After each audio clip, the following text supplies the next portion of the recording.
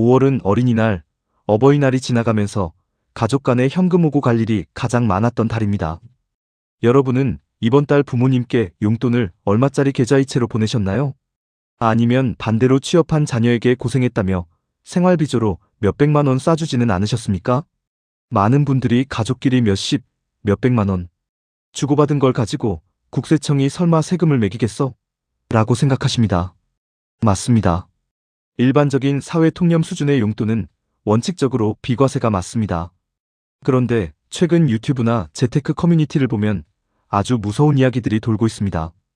부모님께 매달 100만 원씩 보냈는데 증여세 세무조사 안내문이 날아왔다. 자녀에게 생활비로 준 돈을 국세청이 증여로 판단해서 가산세까지 매겼다 같은 사연들입니다. 이게 과연 인터넷에 떠도는 과장된 공포 마케팅일까요? 아니면 실제로 국세청이 내 통장 거래 내역을 실시간으로 감시하고 있는 걸까요?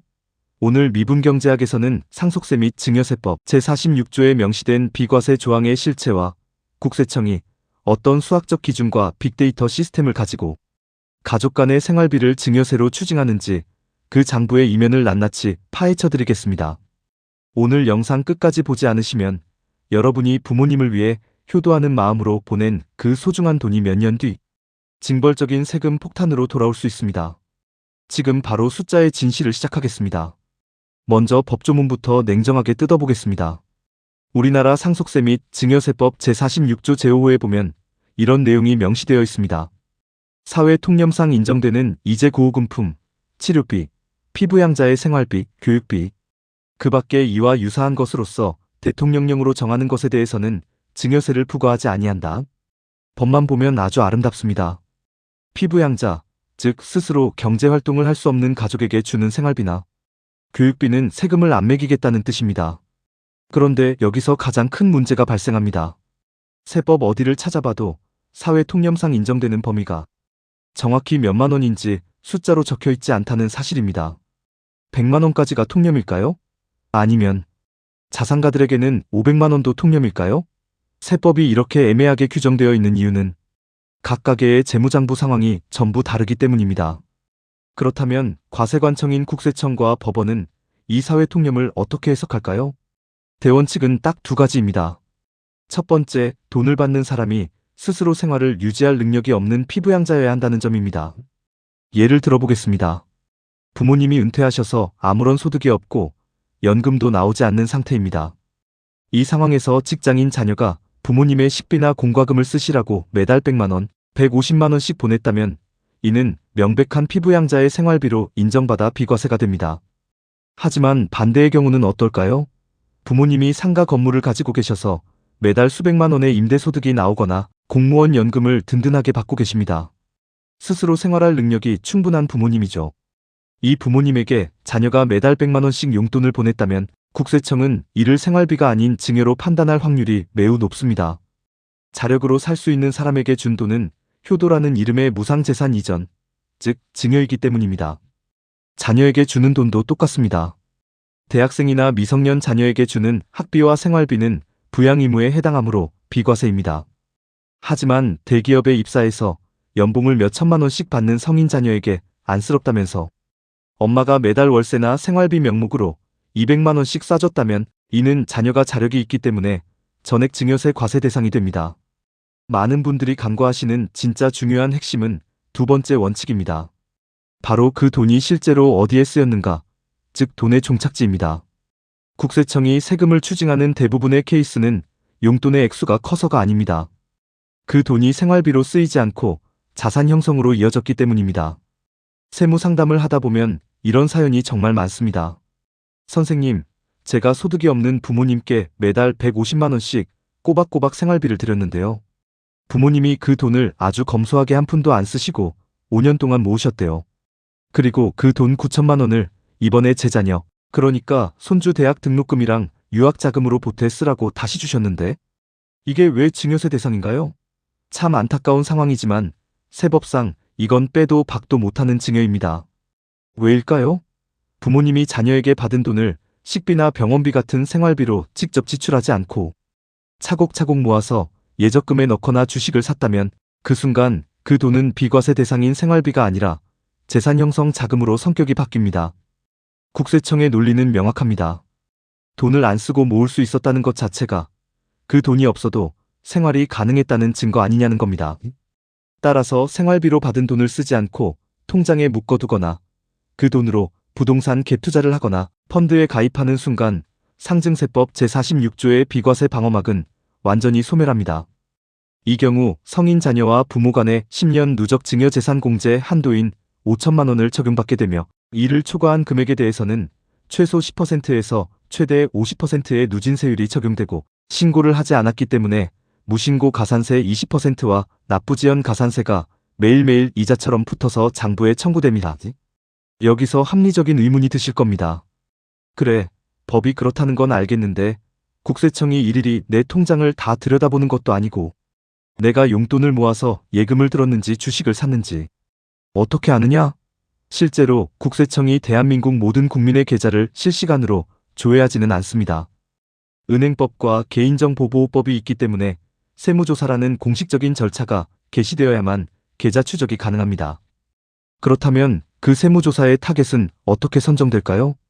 바로 국세청이 자랑하는 초고도화 빅데이터 시스템인 PCI 시스템, 프라퍼티, 컨섬프션 언드 인컴, 어널러서스, 즉 재산, 소비, 소득 분석 시스템 때문입니다. 국세청은 국세통합 시스템을 통해 대한민국의 모든 개인의 장부를 가지고 있습니다. 이 사람이 1년에 얼마를 버는지, 인컴 신용카드와 현금 영수증을 1년에 얼마 쓰는지, 컨섬프션 그리고 어떤 부동산이나 주식을 새로 취득했는지, 프라퍼티가 실시간으로 매칭됩니다. 수학적으로 공식은 아주 간단합니다. 재산 증가액 비 소비액 시 신고소득 I 자금 출처 1년 동안 늘어난 재산과 소비한 금액의 합은 그 사람이 국세청에 신고한 소득과 일치해야 합니다. 만약 이 방정식의 균형이 깨지면 시스템에 빨간불이 들어옵니다. 예를 들어 이제 막 30살이 된 사회초년생 자녀가 있습니다. 연봉은 4천만 원으로 신고되어 있는데 최근에 5억짜리 아파트를 분양받았습니다. 신용카드도 1년에 2천만 원씩 씁니다. 연봉 4천만 원에서 세금 떼고 생활비 쓰면 1년에 저축할 수 있는 돈은 기껏해야 1,500만 원인데 어떻게 5억짜리 자산을 취득했을까요? 국세청 시스템은 즉시 이 자녀를 자금 출처 조사 대상자로 분류합니다. 그리고 자녀에게 서류를 보내죠. 이 아파트 구입 자금 5억 원을 내 돈으로 어떻게 마련했는지 소명해라. 이때 자녀가 통장 내역을 제출하게 됩니다. 국세청이 자녀의 5년치 통장 장부를 열어보니 매달 엄마 아빠가 생활비, 지원금이라는 이름으로 보내준 200만 원, 300만 원짜리 계좌이체 내역이 빼곡하게 찍혀 있는 겁니다. 자녀는 부모님이 매달 생활비로 보낸 돈을 안 쓰고 모아서 집 샀다고 주장하겠지만 국세청 조사관은 미소를 지으며 그 5년치 송금액 전체에 대해 증여세를 부과합니다. 가족 간의 소액 송금이 거대한 세금 폭탄으로 뒤바뀌는 전형적인 시나리오입니다. 또한 상속세 세무조사 때도 이 문제가 반드시 터집니다. 부모님이 돌아가셔서 상속세 조사를 나가면 국세청은 돌아가신 분의 최소 5년에서 10년치 계좌 내역을 전부 복사해서 뒤집어 봅니다. 그때 자녀들에게 매달 흘러들어간 수백만 원의 용돈들이 전부 사전 증여재산으로 합산되어 상속세율 최고 구간에서 세금이 재계산됩니다. 국세청은 잊지 않고 10년 전 장부까지 다 기억해낸다는 뜻입니다. 그렇다면 우리는 부모님께 용돈도 드리지 말고 자녀에게 생활비도 주지 말아야 할까요? 아닙니다. 세법의 테두리 안에서 장부를 투명하게 관리하면 아무런 문제가 없습니다.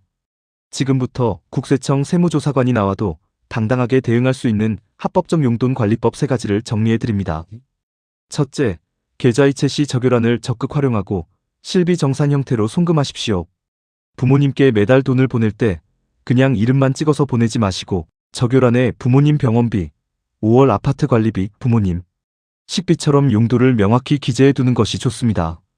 더 좋은 방법은 부모님 명의의 신용카드 대금 결제 계좌로 직접 이체를 해주거나 병원비나 약값 같은 큰 돈은 자녀의 카드로 직접 긁어드리는 것입니다. 실제 생활비와 치료비로 소멸한 지출은 국세청도 증여로 잡을 수 없습니다. 둘째, 생활비 통장은 반드시 잔고 제로 상태를 유지하게 하십시오. 만약 부모님이나 자녀에게 생활비를 보내준다면 그 돈을 받는 사람의 계좌는 매달 생활비 지출로 인해 바닥을 드러내야 합니다. 그 통장에서 공과금이 나가고 마트 결제 내역이 찍혀서 돈이 지출된 흔적이 장부에 남아야 합니다. 만약 그 통장에 돈이 계속 쌓여서 정기예금으로 묶이거나 주식계좌로 이체된다면 즉시 송금을 중단하거나 증여세 신고, 공제한도 내로 금액을 조정하셔야 합니다. 셋째, 한도를 초과하는 거액의 자금은 반드시 차용증을 쓰고 이자를 주고받으십시오. 생활비 수준을 넘어서 자녀의 전세 자금이나 주택 구입, 자금을 보태줄 때는 절대로 용돈이나 생활비라는 핑계를 대면 안 됩니다. 10년 한도 5천만 원을 초과하는 금액은 상호간에 명확한 차용증을 작성해야 합니다.